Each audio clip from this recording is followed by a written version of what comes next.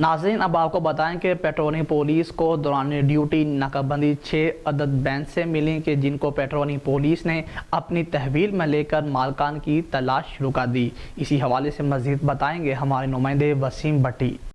جی بالکل، Bahawal Nagar patrolling police اڈا کی جانب ایس آئی امروز ہمراہ ٹیم ابرار علی محمد عمران محمد سلطان بمقام پول کی جانب بوقت 9 بجے رات ناکہ بندی چیکنگ پر موجود تھے کہ بجانب جنوب 6 عدد بھینسیں سڑک کنارے پھرتی ہوئی نظر آئیں، جن کو بغیر تسلی ہمراہ پیٹرولنگ ٹیم چیک پوسٹ پر لا کر باندھ دیا گیا اور بذریعہ فون امداد موٹر سائیکل اسکواڈ قریبی قصبہ جات میں جا کر مالک کی تلاش کی گئی۔ 2 گھنٹے کے مسلسل کوشش کے بعد بالآخر 15 کلومیٹر دور گاؤں دیال سنگھ میں مقیم مالک محمد منشا والد جلال الدین کو تلاش کر لیا گیا، جس کو بذریعہ motorcycle squad check post پر لایا گیا۔